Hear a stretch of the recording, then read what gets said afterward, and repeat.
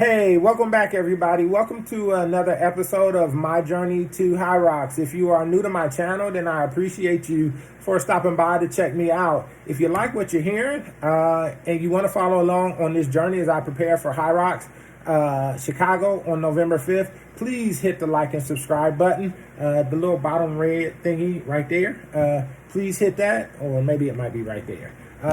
But wherever it's at, please hit the like and subscribe button. I really appreciate you, and that way you can follow along as I prepare for Hyrox Chicago. Not negotiating with myself. Yeah. The deal was already made. The deal was made when I set out at the beginning of the summer and said, this is the training plan I'm doing. I signed that contract with myself. I'm doing it. You know, throughout that process, you'll start talking to yourself like, man, I think I need to, maybe if we, nope. No, this is non-negotiable. Non-negotiable.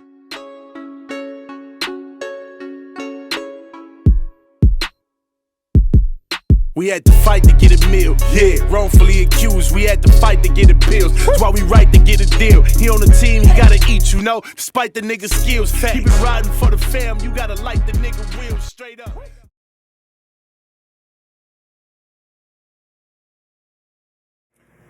So this is the Week 9 recap, aka Deka Week. Yes, it is Deka Week because I did do a Deka mile challenge this week. Let me check it out. Let me let y'all check it out. This is my first Deka mile challenge. I have done other Deka challenges. I have done Deka Fit and several Deka Strong challenges, but this is my first Deka mile challenge. Anyway, before I get into Deka, if you don't know what Hyrox is essentially a fitness challenge that consists of 8 events, with each event being preceded by a 1,000-meter run. So in total, you do 8 events combined with a total of 5 miles of running. So I decided to do a Deka event because I figured it would be a good gauge to measure my progress on my journey to Hyrox thus far. And so I decided to do a Deka mile. There's 3 types of Deka events. There's the Deka Strong, the Deka Mile, and the Deka Fit. All the events have the same fitness stations. It's a total of 10 fitness stations. The only thing that differs between each station is the distance that you run prior to getting to the station. So for a Deka Strong, you don't do any running, so you just move station to station to station. For a Deka Mile, you run 160 meters in between each station. And for a Deka Fit, you run a total of 500 meters before you get to each station. Strangely enough, there is a huge overlap between the events that exist within a Deka competition and a Hyrox competition. I'm not exactly sure how that happened, but many of the events are almost identical, just the weights are different. So doing a Deka challenge, in my mind, would actually be a great gauge if you were trying to measure your progress in regards to a Hyrox challenge. Hyrox only has 8 events where Deka has 10, but like both of them share the sled push and the sled pull. There's a variation between the two. Both of them share the farmer's walk, but the weight is different and the distance that you go is different. Both of them share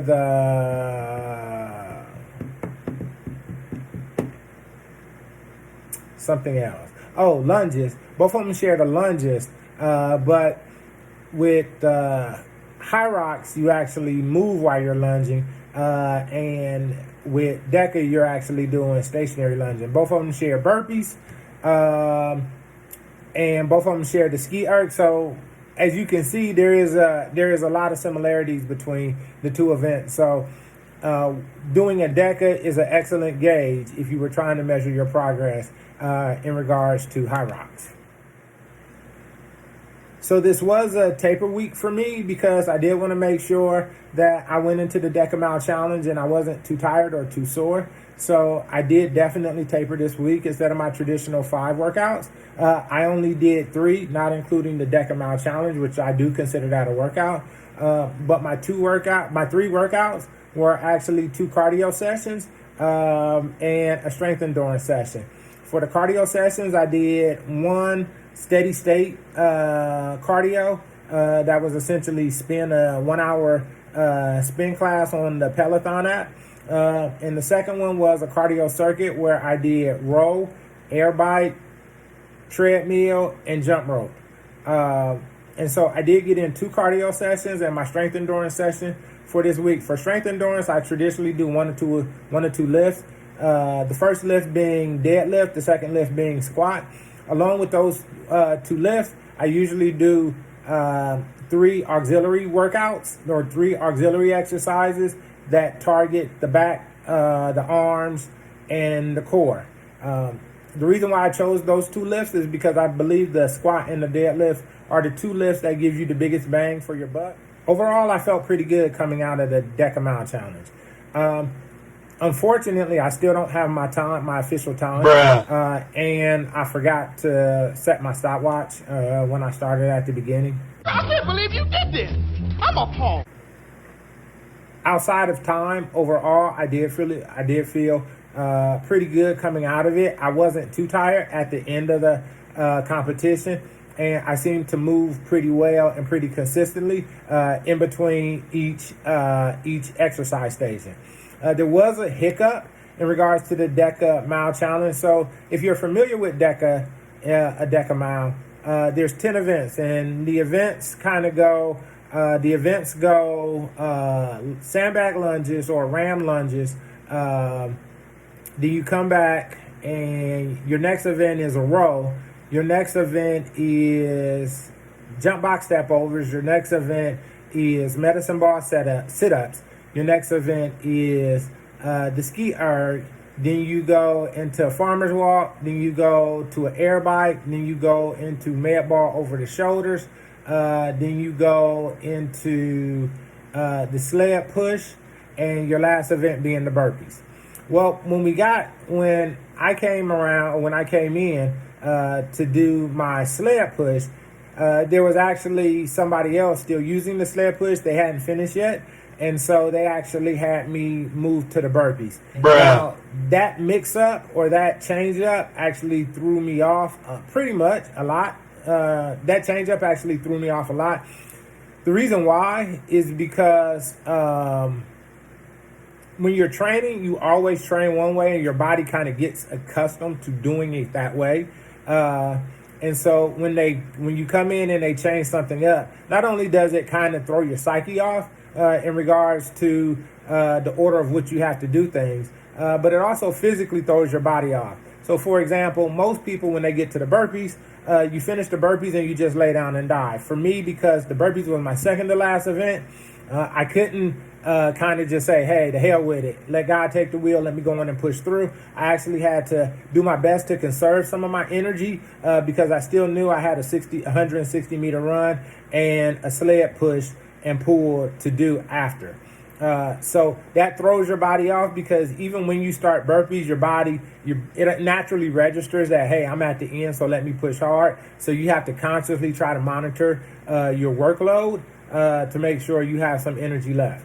That kind of sucked, but overall, the Deka Challenge or the Deka Mile Challenge was actually a great opportunity, and I did accomplish my goal. Again, I came out of it feeling like I am in pretty good shape. With approximately 80 days left, I do feel like I'm at a good point in regards to Hyrox. I'm pretty happy where I'm at this week. I'm excited because next week I actually start Hyrox simulations, which is going to be definitely interesting. So I'm definitely excited to have the Deka out the way, to get a gauge of where I'm at. And now I'm full throttle, dialed in, pushing towards Hyrox November. So until week 10, I see you guys. Peace, love, and soul. Please don't forget to subscribe. If you made it to the end, then you definitely, then I assume you like what you're hearing. So please hit the subscribe button, hit the like button, and hit the bell so you can be alerted when I release a new episode. Until next week, peace, soul. Talk to you later.